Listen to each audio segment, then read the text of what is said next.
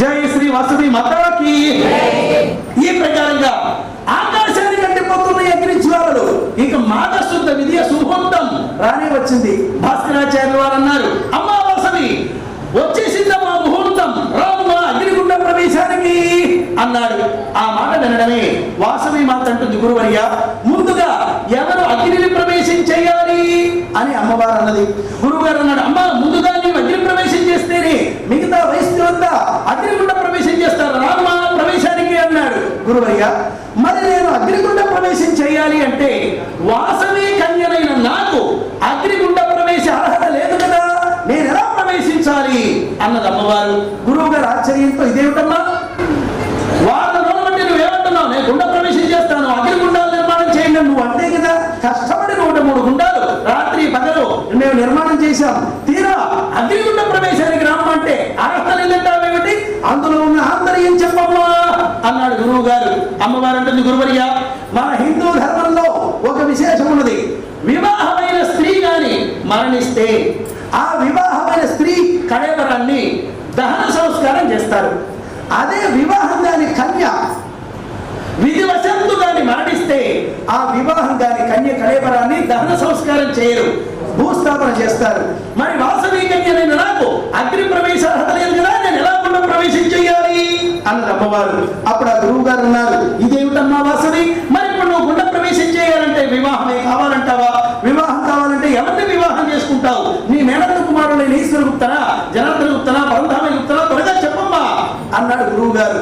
అప్పుడు అమ్మవారు అంటుంది, గురువర్య ఆదిశక్తి స్వరూపంతో జన్మించిన నన్ను, పార్వతీ స్వరూపంగా జన్మించిన నన్ను మానవవాదులు ఎవరు వివాహమాడి భరించలేరు, నన్ను వివాహమాడే అర్హత దేవదేవునికే ఉన్నది, నేను పార్వతీ స్వరూపంగా అవతరించాను కనుక నన్ను వివాహమాడే అర్హత ఆ ఈశ్వరునికే ఉన్నది అని గర్భగుడిలో ఉన్న శివలింగాన్ని చూపించింది వాసవి మాత.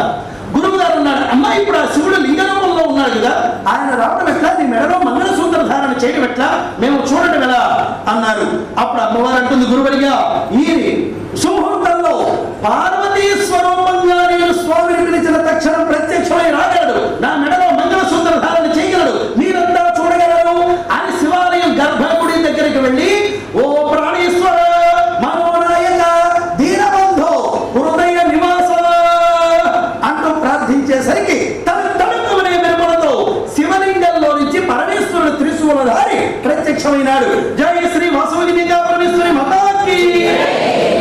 ఆ పరమేశ్వరుడు వాసవి పక్కనే వచ్చి నిలుచోగానే కుసుమ దంపతులు కాశీ గంగా నదీ జలంతో పరమేశ్వరుని పాదాలు కడిగి జలాన్ని శిరస్సు పైన చల్లుకున్నారు.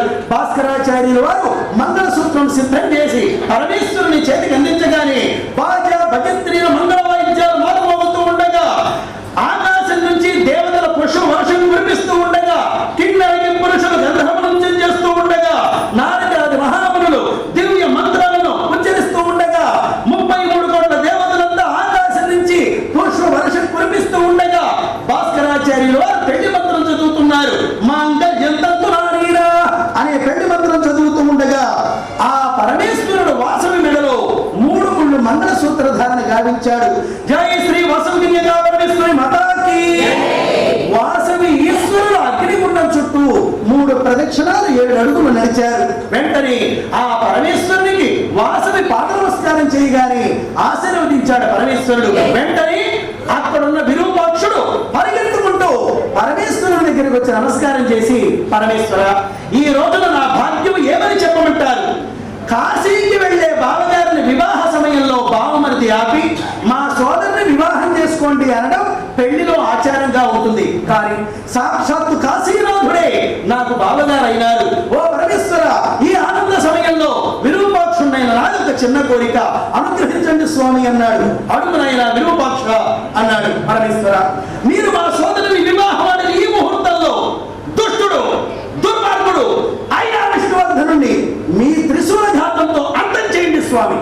మీరు ఆ రాజులొక్కడిని సంహారం చేస్తే మా బంధువులు 205 వ్యక్తులు అగ్ని ప్రవేశం కాకుండా రక్షించబడతారు. పూర్వం మార్కండేయుడనే మహాభక్తుడిని మీరు కాపాడటానికి మీ త్రిశూల ఘాతంతో యమధర్మరాజును పరుగులు పెట్టించారు. అదే త్రిశూలంతో విష్ణువర్ధనుని సంహరించండి స్వామి, ఆ భక్తులైన మా బంధువులందరినీ కాపాడండి స్వామి, ఇదే నా కోరిక అని విరూపాక్షుడు వేడుకున్నాడు. వెంటనే పరమేశ్వరుడు మహదానందం చెంది, విరూపాక్ష, నీవు కోరిన ప్రకారమే ఇప్పుడే దుష్ట దుర్మార్గుడైన విష్ణువర్ధనుడిని నా త్రినేత్రంతో త్రిశూలంతో హతమార్చగలను, ఇప్పుడే రాజును అందం చేస్తున్నాను అని పరమేశ్వరుడు వైశ్యుల అగ్నిగుండాల దగ్గర నిలబడి ఉన్న వైశ్యుల దగ్గరికి వచ్చాడు. పరమేశ్వరుడు, వైశ్యులారా, మీరెవరు అగ్నిగుండ ప్రవేశం చేయవలసిన అవసరం లేదు, నేనున్నాను, నేను లయకారకుణ్ణి, నేను ఆజ్ఞాపిస్తున్నాను, రండి, అగ్నిగుండాల దగ్గర నుంచి వెలపలకి రండి. మీరెవరు అగ్నిగుండ ప్రవేశం చేయని అవసరం లేదు, నేనున్నాను. ఓ ప్రియ భక్తులారా, రండి, మిమ్మల్ని చెప్తున్నాను, అగ్నిగుండాల దగ్గర నుంచి బయటికి రండి, రండి యువతలకి, నేనున్నాను, రక్షిస్తున్నాను, నిండు నూరేళ్లు జీవించండి, ఆయురారోగ్యాలతో అష్టైశ్వర్యాలతో వృద్ధి చెందండి. ఓ ఆదివైశ్యులారా, ఏమిటి అలా చూస్తున్నారు, రండి, అగ్నిగుండాల దగ్గర నుంచి రండి అని అనేక సార్లు పిలిచాడు పరమేశ్వరుడు. ఒక్కసారిగా అగ్నిగుండాల దగ్గర ఉన్న వైశ్యులందరూ కూడా బోరును దుఃఖించారు. ఆ దుఃఖాన్ని చూసిన పరమేశ్వరుడు, ఇదేమిటి వైశ్యులారా, అగ్నిగుండాల దగ్గర నుంచి బయటికి రమ్మంటే ఎందుకు అలా దుఃఖిస్తున్నారు అన్నారు. వెంటనే ఆ వైశ్యులు అంటున్నారు, పరమేశ్వర, మా ఆర్య వైశ్యులను మీరు ఏమనుకుంటున్నారు స్వామి, ఇక్కడ మేము అగ్నిగుండ ప్రవేశం విష్ణువర్ధనునికి భయపడి మేము ఇక్కడ గుండ ప్రవేశం చేస్తున్నాం అని మీరు అనుకుంటున్నారా? అలా రాజుకు మేము భయపడిన వాళ్ళమే అయితే వయోవృద్ధులమైన మేమెందుకు స్వామి అగ్నిగుండ ప్రవేశం చేస్తామంటే ఆ రాజు వచ్చి వయోవృద్ధులు చంపేస్తాడనే దూతులు ప్రవేశం చేస్తున్నావా? కాదు. ఓ పరమేశ్వర, మా అగ్నిగుండ ప్రవేశం ఒక మోక్ష యజ్ఞంగా తలంచి మేము అగ్ని ప్రవేశం చేస్తున్నామే కానీ ఆ దుష్ట విష్ణువర్ధనునికి భయపడి కాదు స్వామి. మా అగ్నిగుండ ప్రవేశం ఓ హింసా సిద్ధాంతానికి ఆత్మాత్మగా మేము ఇక్కడ అగ్నిగుండ ప్రవేశం చేస్తున్నాం కానీ ఆ దుష్ట విష్ణువర్ధనునికి భయపడి కాదు స్వామి. మా అగ్నిగుండ ప్రవేశం ఒక జీవిత పరమావధిగా గుర్తించే పరమ పదవి కోసం అగ్నిగుండ ప్రవేశం చేస్తున్నాం కానీ ఆ దుష్ట విష్ణువర్ధనునికి భయపడి కాదు స్వామి.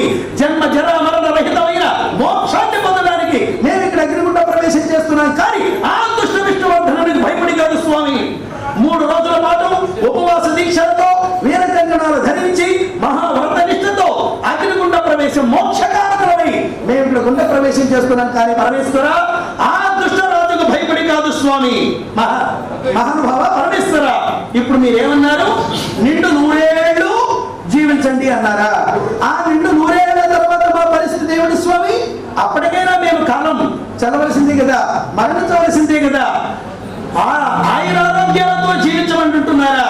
ఆ అష్టైశ్వర్యాలు భోగభాగ్యాలు ఇక్కడ విడిచిపెట్ట వెళ్ళవలసిందే కదా.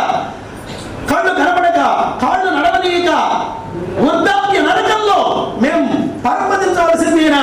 అంతేకాదు పరమేశ్వర, ఈ రోజున మీరున్నారని మేము అగ్నిగుండాల దగ్గర నుంచి బయటకు వచ్చి గురువు గారు కట్టిన కంకణాలను తెప్పి రేపటి నుంచి మేము జీవిస్తూ ఉంటే ఇతర కులాల వాడు మమ్మల్ని ఏమని ఆక్షేపణ చేస్తారో తెలుసిన?